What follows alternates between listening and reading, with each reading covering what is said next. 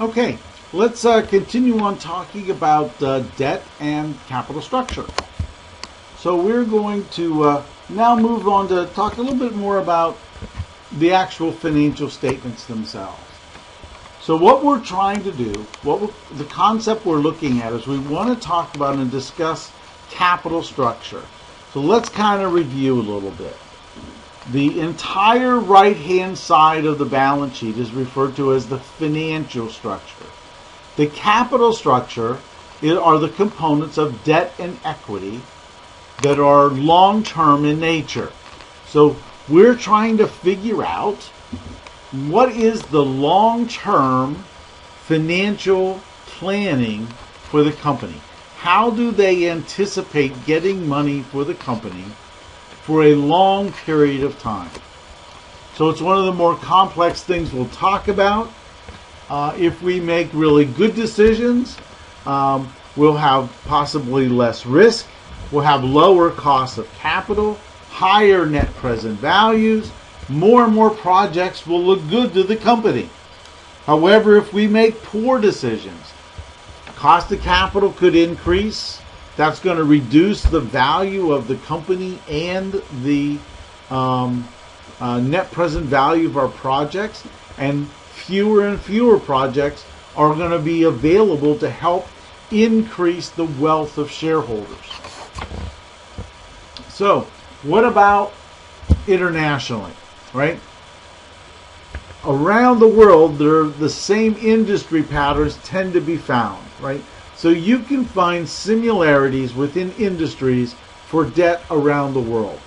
The capital structures of the largest U.S.-based multinational companies, right, resemble the capital structures of other countries from other multinational companies from other countries, more than they resemble smaller U.S. companies. So essentially what we're saying is big companies, whether they be in the same industry or slightly different, they're going to have very similar types of capital structure, whether they be national, domestic, or be international. It's only when we get to the smaller companies that we're going to find some differences with respect to the patterns that we see. Research tells us that there is an optimal capital budget. It's really not possible at this time, though, to provide a formula or a methodology to figure out exactly what that is. But financial theory does give us an understanding about how firms' capital structure impacts the value of the company.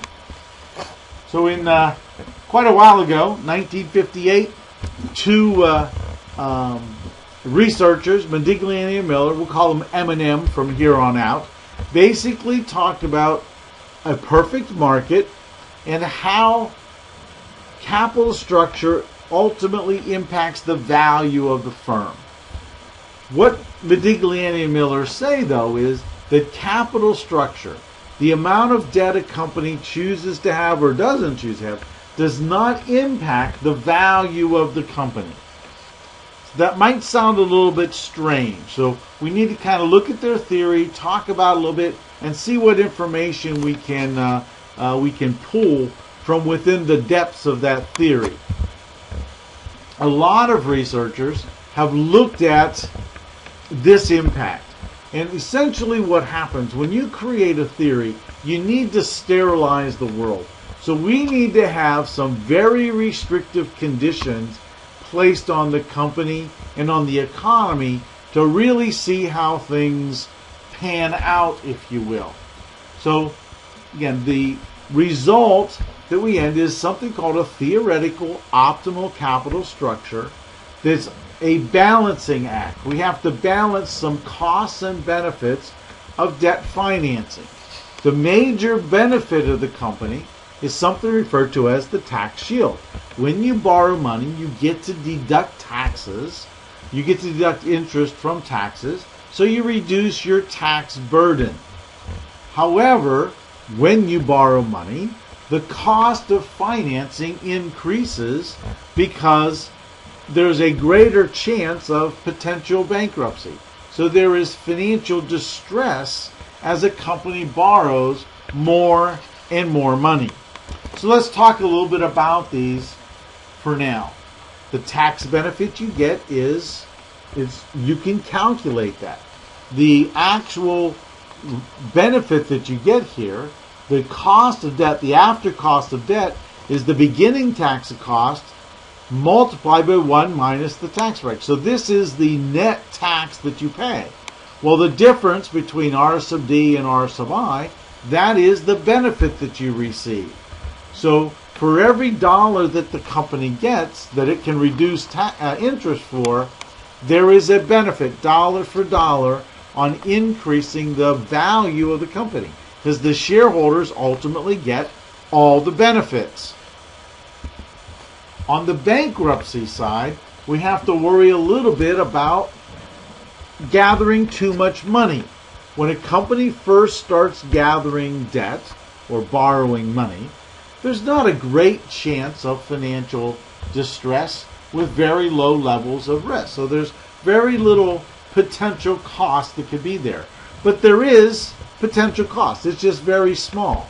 Now, as the company continues to borrow more and more money, as its financial risk increases, then the risk of the company increases. So ultimately, in the end, there is a cost to the corporation that we ultimately would find that the total risk increases because now we're increasing the financial risk of the company or the degree of financial leverage. So again, the penalty for not meeting financial obligations is bankruptcy. So the chance that that would happen is a cost that the company wants to avoid. So we have a benefit, that is the benefit of tax deductibility, and we also have a cost, which is the potential costs of bankruptcy that the company might come across. So we need to find some relationship between those two variables that is going to give us the optimal value for the company. So let's look at an example. We're going to go through this fairly quickly, but you can use, there is something called the EBIT, Earnings Per Share Worksheet, that provides the documents, the worksheets and the tables where you can calculate the values within this particular problem. So let's just work our way through it. First of all, we have a company that has 3 levels of sales: low, middle, and high. So they can be 400, 600, or 800. Their operating costs, obviously, the company is $200. Their variable cost is 50% of sales. So for each one of these levels of revenue, there is potential earnings before interest and taxes. So in this table, we can plug in the probability. Here are the returns. Plug in the fixed costs. The variable cost has a box to plug that in. Of course, we get the same answers. So now we have EBIT for these 3 different levels of sales. Now what we want to do is say, look, this company currently has 0 debt. So what does their capital structure look like? Well, they have 0 long-term debt. They have common stock of $500,000, and their common stock is selling at $20 a share. Or they have 25,000 shares at $20. So here we have the book value of their stock is $20, and the taxes that the company pays is at the 40% tax bracket level. So that is the current capital structure. But what the company is proposing is that they want to change the capital structure. How will changes in the relationship between debt and equity here, how would that plan out or work its way into the stock price? So what we're going to do is look at some relative changes. So in this case, what a company might do, since they have $500,000 in assets, what they might do is borrow $200,000 and buy back $200,000 worth of common stock. So the right-hand side of the balance sheet doesn't change, only the capital structure is going to change. So what do we need to know? Well, what happens to the balance sheet. Here's assets. At zero debt, we have 0% debt ratio, have 0% debt, 500 in equity. The actual stock price here, the number of shares outstanding, is they have 25,000 shares outstanding. If you go down to the bottom, 60% debt means we have $300 in debt, 200 in equity, and of course when you divide 20 into the 200, we now have 10,000 shares. So now we can see what the capital structure will look like at a variety of different debt ratios. So now what can we do? We need to figure out what happens to interest. If we have a 0% debt ratio, there's no interest, then this line obviously is zeros. Net profit before taxes is going to be roughly the same. Taxes are 40%. So in this case, we have earnings per share. If you plug that into the standard deviation calculating kind of a process, we can calculate the average rate of earnings per share is $2.40. Standard deviation is $1.70, and the coefficient of variation is 0.71. But what happens? I neglected to put the interest shield, the interest thing in here. There's actually a table in the book that shows us what the interest expense is at these different levels. Obviously, you need to know that to calculate the interest expense. So I apologize for that. But at 30% debt, the interest that would be paid is now $15. So now this 15 is subtracted. So now we have the potential with financial costs now. At the low level, we could actually lose $9. But at the higher level, we could gain $111. So the average expected earnings per share now is $2.91, which if we page up is higher than $2.40. The standard deviation is $2.42, which is higher than $1.70. And of course, the coefficient of variation is higher than the 0.71. And we can find the exact same thing happens when you go to the 60% level. So let's see what happens in the spreadsheet. Here we have the debt ratio. Here are the expected earnings per share, standard deviation, the coefficient of variation. And now here is also, we have a calculation of the expected share price for the company. So as you can see here, where's the company going to make the most money? There is a point at 50% debt that this company will have the highest amount of profit. If you want to look at how the debt ratio and the coefficient of variation impact, at 0%, again we had that 0.70, and at 6.0, you see that every time you borrow money, the coefficient of variation increases. So at 0.70, zero debt, that is business risk.